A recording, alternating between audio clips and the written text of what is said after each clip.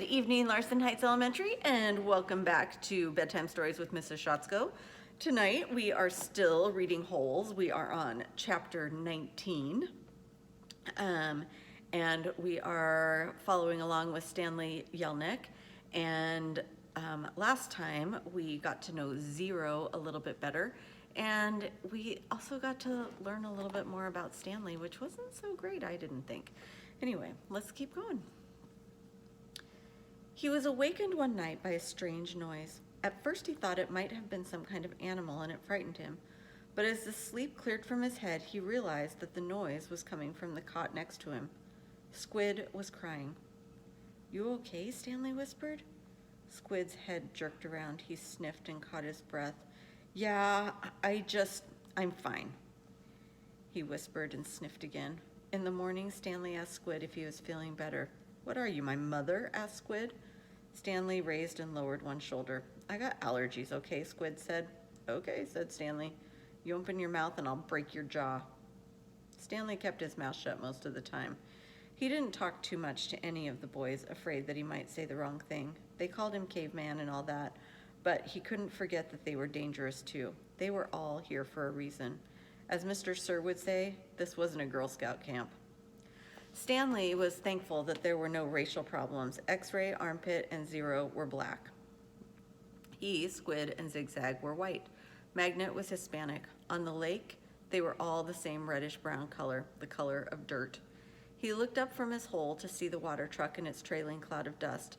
His canteen was still almost a quarter full. He quickly drank it down, then took his place in line behind Magnet and in front of Zero.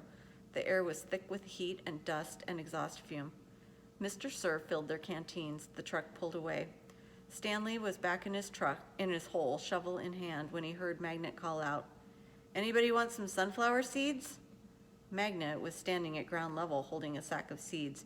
He popped a handful into his mouth, chewed, and swallowed, shells and all. "Over here," called X-Ray. The sack looked to be about half full. Magnet rolled up the top, then tossed it to X-Ray.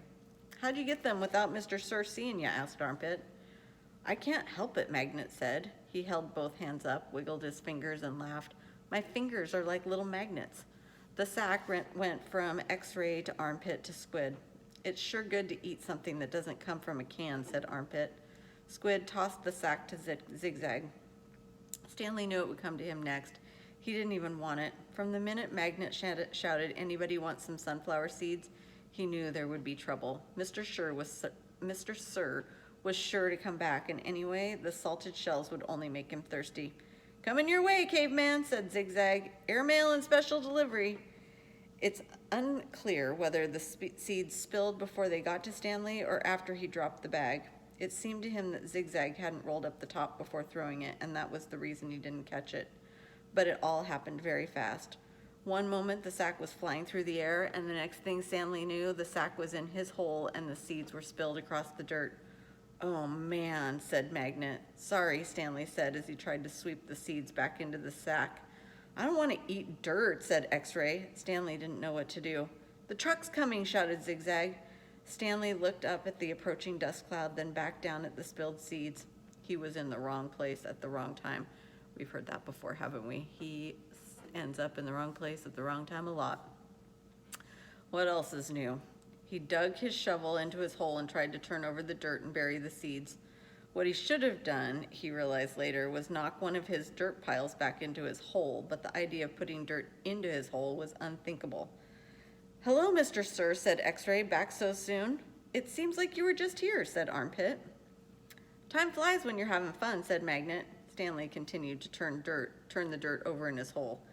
"You Girl Scouts having a good time?" asked Mr. Sir. He moved from one hole to the other. He kicked a dirt pile by Magnet's hole, then he moved toward Stanley. Stanley could see 2 seeds at the bottom of his hole. As he tried to cover them up, he unearthed a corner of the sack. "Well, what do you know, caveman," said Mr. Sir, standing over him. "It looks like you found something." Stanley didn't know what to do. "Dig it out," Mr. Sir said. "We'll take it to the warden. Maybe she'll give you the rest of the day off." "It's not anything," Stanley muttered. "Let me be the judge of that," said Mr. Sir. Stanley reached down and pulled up the empty burlap sack. He tried to hand it to Mr. Sir, but he wouldn't take it. "So tell me, caveman," said Mr. Sir. How did my sack of sunflower seeds get in your hole? I stole it from your truck. You did? Yes, Mr. Sir. What happened to all the sunflower seeds? I ate them. By yourself?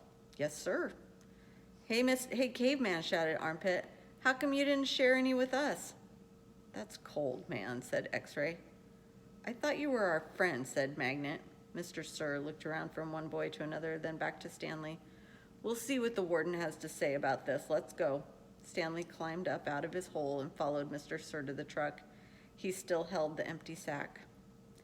It felt good to sit inside the truck out of the direct rays of the sun. Stanley was surprised he could feel good about anything at the moment, but he did. It felt good to sit down in a comfortable seat for a change, and as the truck bounced along the dirt, he was able to appreciate the air blowing through the open window into his hot and sweaty face. Chapter 20. It felt good to walk in the shade of the 2 oak trees. Stanley wondered if this was how a condemned man felt on his way to the electric chair, appreciating all of the good things in life for the last time. They had to step around holes to get to the cabin door. Stanley was surprised to see so many around the cabin. He would have expected the warden to not want the campers digging so close to her home, but several holes were right up against the cabin wall. The holes were closer together here as well, and were of different shapes and sizes.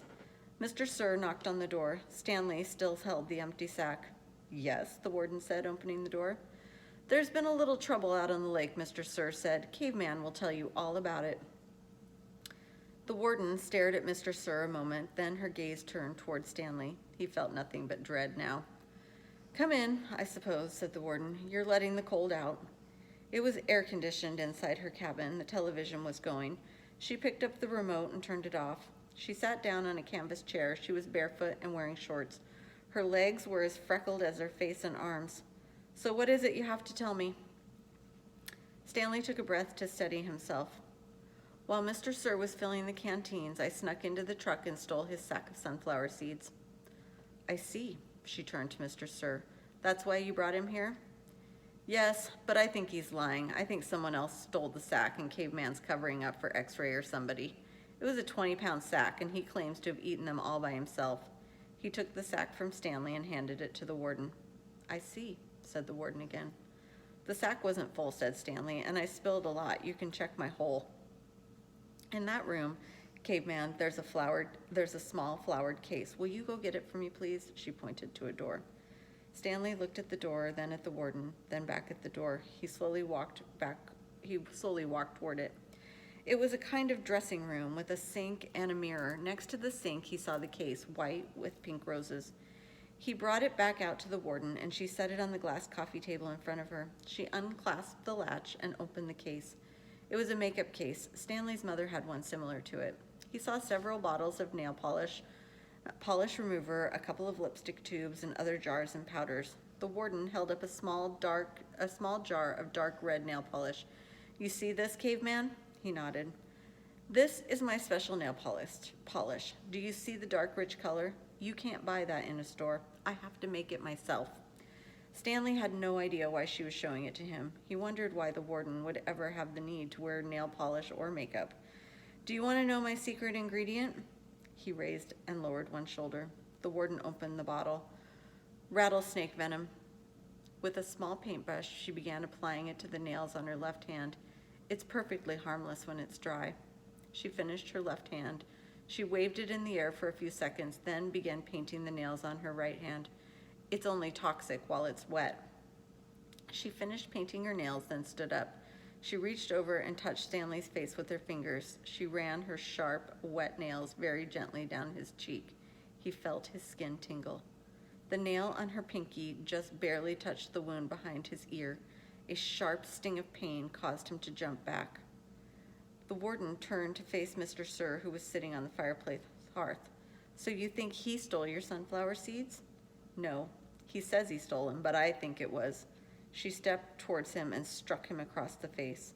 Mr. Sir stared at her. He had 3 long marks slanting across the left side of his face. Stanley didn't know if the redness was caused by her nail polish or his blood. It took a moment for the venom to sink in. Suddenly, Mr. Sir screamed and clutched his face with both hands. He let himself fall over, rolling off the hearth and onto the rug. The warden spoke softly. "I don't especially care about your sunflower seeds," Mr. Sir moaned. "If you must know," said the warden, "I like it better when you smoked." For a second, Mr. Sir's pain seemed to recede. He took several long, deep breaths. Then his head jerked violently, and he let out a shrill scream, worse than the one before. The warden turned to Stanley. "I suggest you go back to your hole now." Stanley started to go, but Mr. Sir lay in the way. Stanley could see the muscles on his face jump and twitch. His body writhed in agony.